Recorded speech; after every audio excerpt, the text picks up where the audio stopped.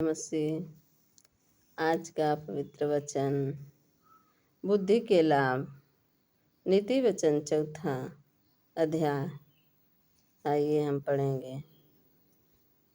हे मेरे पुत्र, पिता की शिक्षा सुनो और उसके समझ प्राप्त करने में मन लगाओ, क्योंकि मैंने तुमको उत्तम शिक्षा दी है।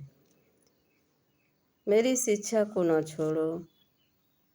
देखो, मैं भी अपने पिता का पुत्र था और माता का अकेला दुलारा था, और मेरा पिता मुझे यह कहकर सिखाता था, तेरा मन मेरे वचन पर लगा रहे, तू मेरे आज्ञाओं का पालन कर, तब जीवित रहेगा। बुद्धि को प्राप्त कर समझ को भी प्राप्त कर, उनको भूल न जाना, न मेरी बातों को छोड़ना। बुद्धि को न छोड़, वह तेरी रक्षा करेगी। उससे प्रीति रख, वह तेरा पहरा देगी। बुद्धि श्रेष्ठ है, इसलिए उसकी प्राप्ति के लिए यातना कर। जो कुछ तू प्राप्त करे उसे प्राप्त तो कर, परंतु समझ की प्राप्ति का यत्न घटने न पाए। उनकी बड़ाई कर, वह तुझको बढ़ाएगी। जब तू उससे लिपट जाए, तब वह तेरी महिमा करेगी। वह तेरे सिर पर शोभायमान भूषण बांधेगी और तुझे सुंदर मुकुट देगी। हे मेरे पुत्र, मेरी बातों सुनकर ग्रहण कर, तब तू बहुत वर्ष तक जीवित रहेगा। मैंने तुझे बुद्धि का मार्ग बताया है और सीधाई के पथ पर चलाया है। चलने में तुझे रोक टोक न होगी, और चाहे तू दौड़े तो भी ठोकर न खाएगा। शिक्षा को पकड़े रह, उसे छोड़ न दे, उसकी रक्षा कर, क्योंकि वही तेरा जीवन है। दुष्टों की राह में पाँव न रखना और न बुरे लोगों के मार्ग में चलना। उसे लोग छोड़ दे, उसके पास से भी न चल। उसके निकट से मुड़कर आगे बढ़ जाना, क्योंकि दुष्ट लोग यदि बुराई न करे तो उनको नींद नहीं आती, और जब तक वे किसी को ठोकर न खिलाए, तब तक उन्हें नींद नहीं मिलती। वे तो दुष्टता में से कमाई हुई रोटी खाते और उपद्रव के द्वारा पाया हुआ दाख मधु पीते हैं। परंतु धर्मियों की चाल उस चमकती हुई ज्योति के समान है, जिसका प्रकाश दोपहर तक अधिक अधिक बढ़ता रहता है।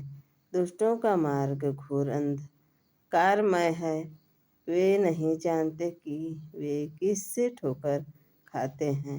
हे मेरे पुत्र, मेरी वचन ध्यान धर के सुन और अपना कान मेरी बातों पर लगा। इनको अपनी आँखों की ओट न होने दे, वरन अपने मन में धारण कर, क्योंकि जिनको वे प्राप्त होती है, वे उनके जीवित रहने का और उनके सारे शरीर के चंगे रहने का कारण होती है। सबसे अधिक अपने मन की रक्षा कर, क्योंकि जीवन का मूल श्रोता वही। टेढ़ी बात अपने मुंह से मत बोल, अपनी चालबाजी की बातें कहना दूर रहे। तेरी आंखें सामने ही की ओर लगी रहे और तेरे पलकें आगे की ओर खुली रहे। अपने पाँव रखने के लिए मार्ग को समथर कर, और तेरे सब मार्ग ठीक रहे। न तो दाहिनी ओर मुड़ना और न बाईं ओर। अपने पाँव को बुराई के मार्ग पर चलने से हटा ले। आमीन। तो हमारे प्रियो, इस वचन से हमें बुद्धि और ज्ञान मिले। ये वचन हम सब के मन में स्थिर हो जाए। और हमें इस वचन से बहुत अच्छा सीख मिला है। हमें परमेश्वर उत्तम बुद्धि दिया है, ज्ञान दिया है, और हम इस वचन पर, इस बुद्धि पर हम चलें। हम बुरे विचारों में न फंसें, हम प्रभु के कहे हुए मार्ग पे चलें। जब हम कहे हुए मार्ग पर चलेंगे तो उकाब की तरह दौड़ेंगे और हमारा मन श्रमित नहीं होगा, थकित नहीं होंगे, और हम उकाब के जैसे दौड़ेंगे। तो हमारा प्रिय भाई बहन सभी लोगों को इस वचन से आशीष मिले, अनुग्रह मिले, सामर्थ्य मिले।